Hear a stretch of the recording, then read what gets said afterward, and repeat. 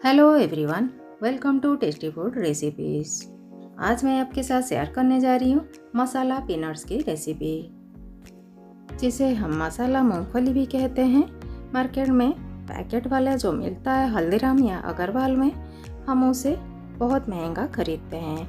आज हम उसे घर पर ही बनाएंगे, बिल्कुल मार्केट स्टाइल में और परफेक्ट मेजरमेंट के साथ। तो वीडियो को लास्ट तक जरूर देखिएगा। तो चलिए इंग्रेडिएंट्स देख लेते हैं। मूंगफली लिया है मैंने 1 कप, ये कच्चा मूंगफली है।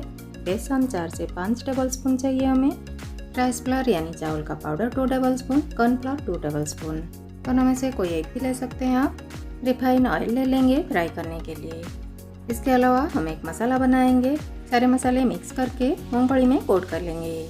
तो एक बाउल ले लेंगे, उसमें डाल देंगे धनिया पाउडर 1 टीस्पून, आमचूर पाउडर 1 टीस्पून, काली मिर्च पाउडर 1/4 टीस्पून, काला नमक डाल देंगे 1/2 टीस्पून, रोस्टेड जीरा पाउडर और गरम मसाला मिला के रखा था वो डाल देंगे 1 teaspoon, Kashmiri red chilli powder डाल देंगे 1 टेबल स्पून, ये तीखा नहीं है। नॉर्मल रेड चिली पाउडर डाल देंगे 1/2 टीस्पून। आप इसे स्किप कर सकते हैं अगर आपको तीखा नहीं चाहिए। नॉर्मल सफ़ेद नमक ले लेंगे टेस्ट अकॉर्डिंग। हल्दी 1/4 टीस्पून, बेकिंग सोडा डाल देंगे 1/4 टीस्पून। आप इसे थोड़ा सा कम भी ले सकते हैं, बहुत ज़्यादा नहीं डालना है हमें बेकिंग सोडा। हींग डाल देंगे 1/4 टीस्पून। इसके अलावा आप कसूरी मेथी पाउडर भी डाल सकते हैं। लहसुन का पेस्ट डाल दिया मैंने 1 टेबल स्पून। आप चाहे तो जिंजर गार्लिक पेस्ट भी डाल सकते हैं। गरम मसाला नहीं डालना चाहते हैं तो दालचीनी का पाउडर भी डाल सकते हैं उसके बदले। तो सबसे पहले हमें मूंगफली को इस तरह पानी डालकर एक स्ट्रेनर के ऊपर धो लेना है, ताकि इसमें जो भी इम्प्योरिटीज होगा, जो भी गंदगी होगी वो निकल जाएगा और ये थोड़ा सा गीला हो जाएगा, ताकि हमारा सारे मसाला इसमें कोट हो सके। तो बड़ा सा एक बाउल में सारे पीनट्स को डाल देंगे हम और उसमें लहसुन का पेस्ट डाल देंगे, सारे मसाला डाल देंगे। हाफ नींबू को इसमें स्क्वीज करके डाल देंगे। नींबू के बदले आप आमचूर पाउडर थोड़ा सा और बढ़ा भी सकते हैं। अब हम हाथ को अच्छे से साफ करके सारे मसालों के साथ मूंगफली को अच्छे से कोट कर देंगे।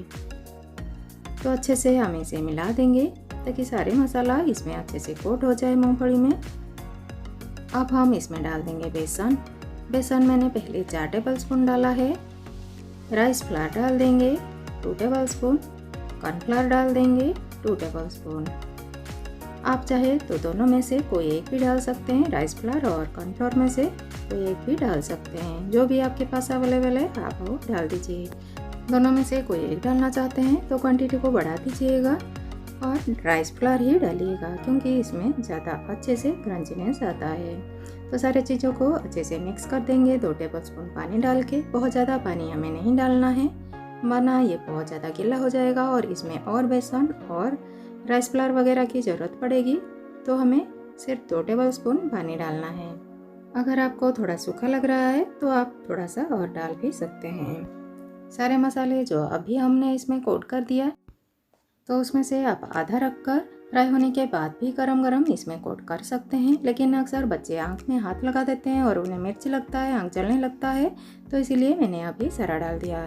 तो मुझे गीला लग रहा था थोड़ा सा अभी, तो मैंने 1 टेबल स्पून बेसन और 1 टेबल स्पून राइस फ्लावर डालकर इसे ठीक कर लिया। तो तेल मैंने गर्म होने के लिए रख दिया था कढ़ाई में। तेल अच्छे से गर्म हो चुका है।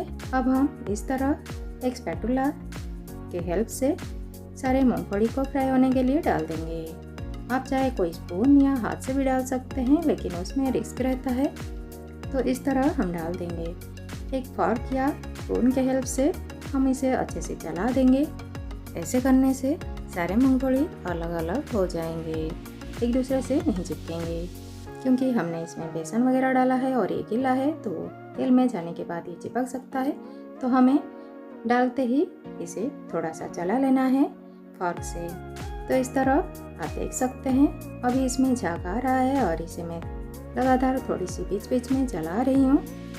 इसे यह अलग भी हो रहा है। अगर थोड़े बहुत चिपक भी जाता है तो आप इसे बाद में फ्राई होने के बाद अलग भी कर सकते हैं निकाल कर। इसे फ्राई करते वक्त गैस का फ्लेम बिल्कुल ही लो रखना है हमें, बिल्कुल भी हाई या मीडियम नहीं करना है, वरना कलर भी डार्क आ जाएगा और ये जल भी जाएगा, जो कि खाने में अच्छे नहीं लगेंगे। आप देख सकते हैं इसका झाग लगभग कम होने लगा है। जब पूरी तरह इसका झाग कम होने लगेगा हम इसे निकाल लेंगे। तो इसी तरह हमें अच्छे से अलटते पलटते हुए इसे फ्राई करना है, ताकि ये चारों तरफ से अच्छे से फ्राई हो सके और इसका अच्छा सा कलर आ सके। आप चाहे तो इसमें ऑरेंज फूड कलर थोड़ा सा डाल सकते हैं। जब हमने बेसन और मसाला को इसमें मिक्स किया, कोट किया, उस टाइम पर आप डाल सकते हैं। हमने यूज नहीं किया है, सिर्फ कश्मीरी रेड चिली पाउडर से है ऐसे कलर आ गया है। तो इस तरह हमने सारा छान के रख लिया है इसे। तो दूसरा प्याज का भी हम फ्राई कर लेंगे इस तरह। तेल को थोड़ा सा और गर्म होने देंगे अच्छे से। मूंगफली को इस तरह स्पैटुला के हेल्प से डाल देंगे।